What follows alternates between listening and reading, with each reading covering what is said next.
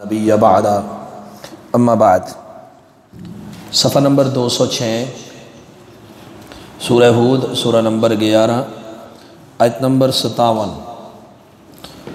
اعوذ باللہ من الشیطان الرجیم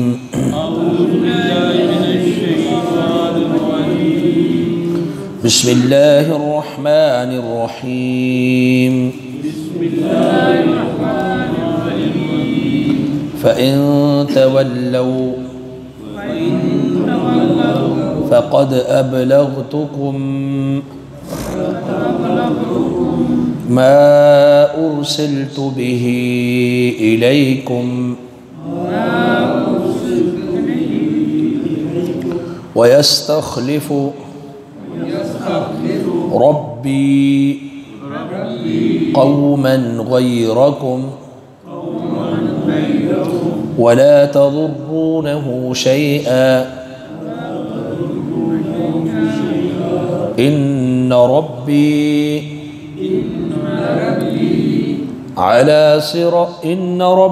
على كل شيء حفيظ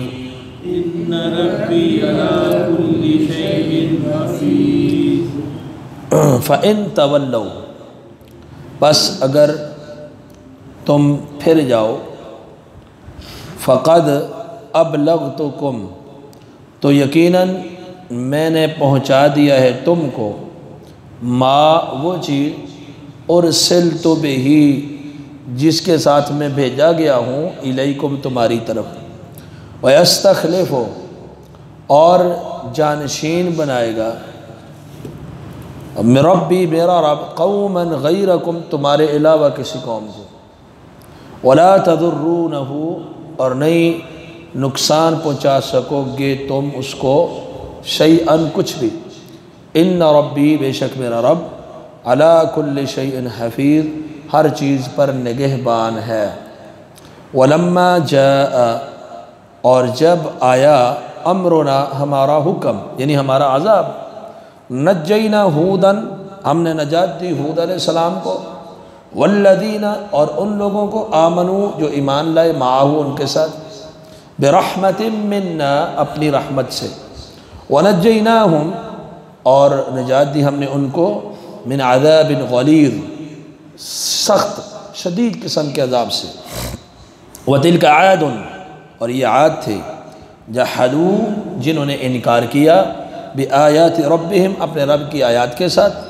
وعصوا رسلہ اور اس کے رسولوں کی نافرمانی کی واتبعوا اور وہ پیچھے لگے انہوں نے پیروی کی امر کل جبار عنید ہر سرکش اور عناد رکھنے والے کے حکم کی واتبعوا اور پیچھے لگا دی گئی ان کے فی ہذی دنیا اس دنیا میں بھی لعنت لعنت ویوم القیامہ اور قیامت کے دن بھی الا متنبہ ہو جاؤ حرف تنبیہ ہے خبردار ان بے شک عاد نے یعنی قوم عاد نے کفروا ربہم اپنے رب سے کفر کیا الا خبردار بعدن دوری ہے ہلاکت ہے دوری ہے لعاد عاد کے لیے کون سے عاد قوم ہود علیہ السلام کی قوم ہود علیہ السلام کی قوم عاد کے لیے دوری ہے تو جب اللہ سبحانہ وتعالیٰ نے حضرت ہود علیہ السلام کو ان کو بھیجا پیچھے آپ نے پڑھا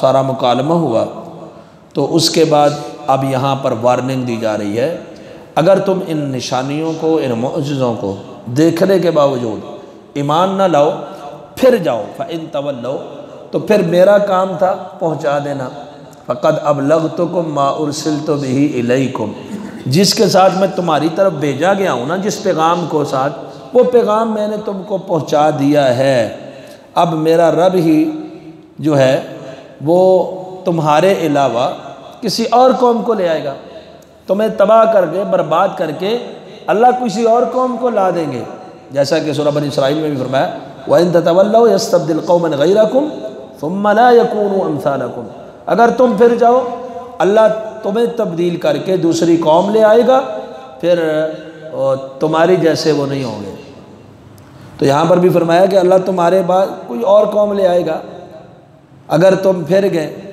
میرا کام تھا پہنچا دینا، وہ میں نے پہنچا دیا۔ جیسا کہ اللہ نے اپنے نبی کو بھی کہا ان علیک الا البلاغ، آپ پر صرف پہنچا دینا ہے۔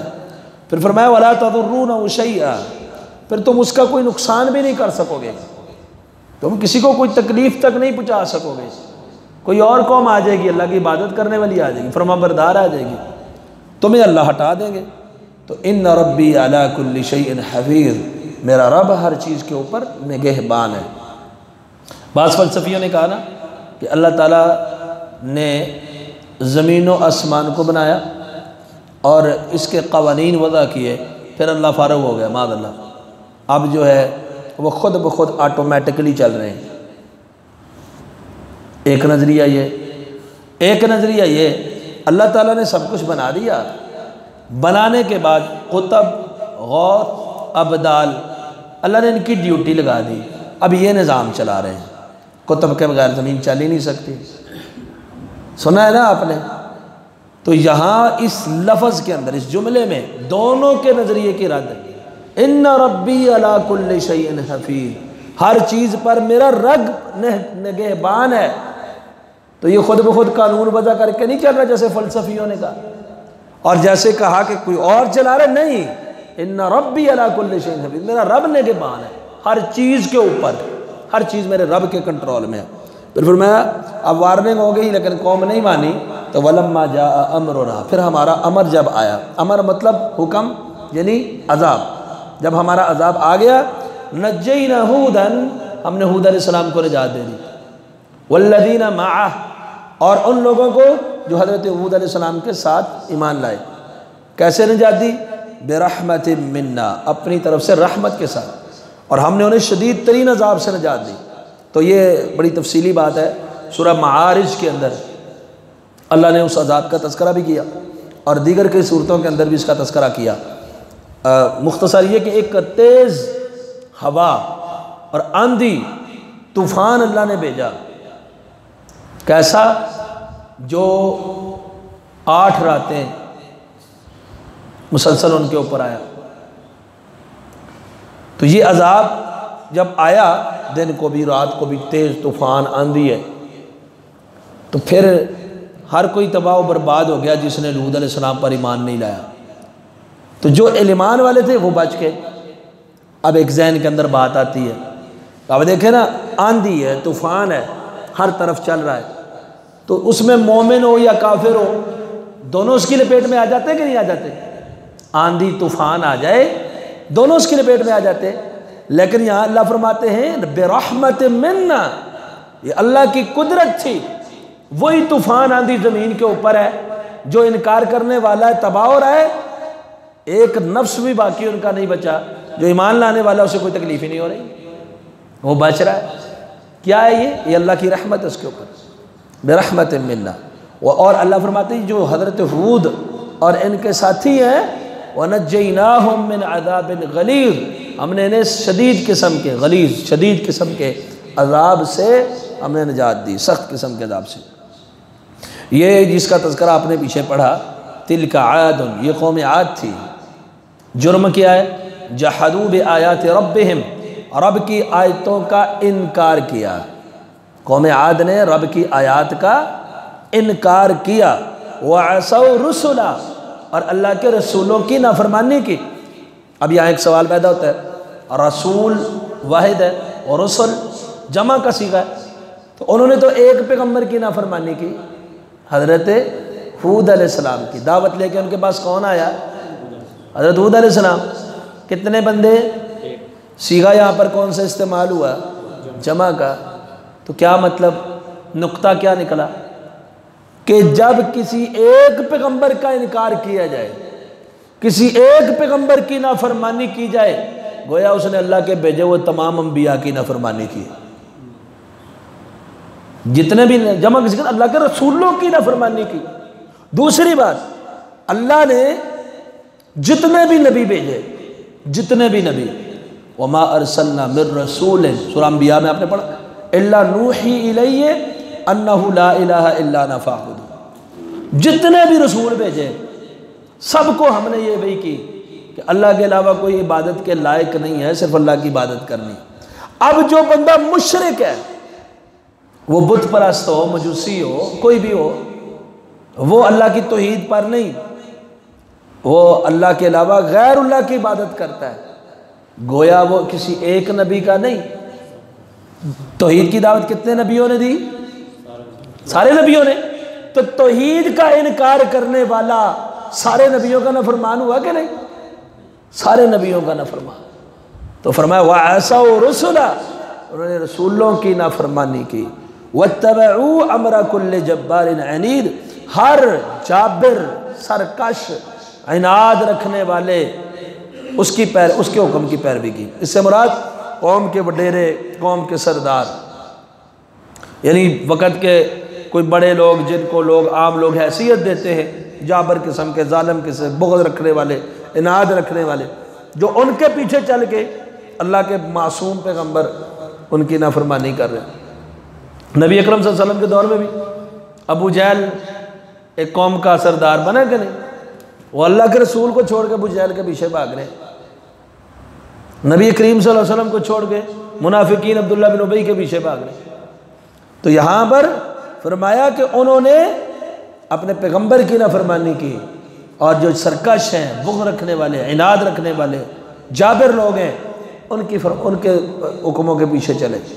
وَأُتْبِعُوا، نتیجہ کیا نکلا؟ پیچھے لگا دی گئی، ان کے پیچھے لگا دی گئی۔ کیا؟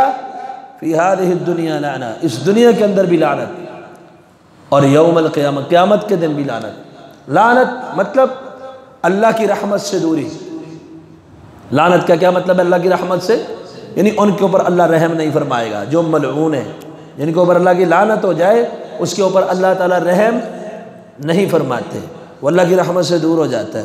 تو فرمایا دنیا میں بھی ان کے پیچھے لعنت لگا دی گئی، اور قیامت کے دن بھی۔ اب دنیا میں رہتی دنیا تک، آجدہ بھی اور پہلے بھی، جس نے قوم عاد کا تذکرہ پڑھا اچھے لفظوں سے یاد کیا؟ کسی نے بھی نہیں کیا۔ جو ان کے نظریات پر ہیں، عقائد پر ہیں، مثلا مشرکین مکہ، کبھی انہوں نے کہا ہے کہ ہم قوم عاد کو ماننے والے ہیں، یا ان کو اپنا کوئی آئیڈیل ماننا ہو، یا ان کا کوئی اچھا تذکرہ کیا ہو؟ وہ بھی کہتے ہیں ہم ابراہیمی ہیں، بولتے جھوٹ تھے لیکن نام کس کا استعمال کر رہے ہیں؟ ابراہیم علیہ السلام کا، کہتے ہیں ہم ابراہیمی ہیں۔ تو جتنی مشرک قومیں بھی آئیں، انہوں نے اپنے سے پہلے تباہ ہوئی قوموں کے اوپر لعنتیں ہی بھیجی ہیں، کسی نے ان کو اچھے الفاظ سے یاد نہیں کیا۔ آج آپ پڑھ رہے ہیں قوم عاد کا تذکرہ، آپ کے دل میں ان کے لیے اچھے تاثرات آ سکتے ہیں؟ نہیں، رب کے نافرمان، رسولوں کے مخالف، دنیا کے اندر بھی ہر ایک ان کا تذکرہ پڑھنے سننے والا ان کے اوپر لعنت برتا تھا۔ اللہ نے فرمایا دنیا کے اندر بھی ان کے پیچھے لعنت لگا دی گئی، اور قیامت کے دن بھی۔ الا حرف تنبیہ ہے، یعنی متنبہ ہو جاؤ، خبردار ہو جاؤ، یہ جو عاد ہیں انہوں نے اپنے رب کے ساتھ کفر کیا، اور خبردار، بعداً، دوری ہے، ہلاکت، تباہی، بربادی ہے۔ لعاد قوم ہود علیہ السلام کی قوم عاد کے لیے دوری ہے۔ سبحانک اللہم و بحمدک، اشہد ان لا الہ الا انت، استغفرک۔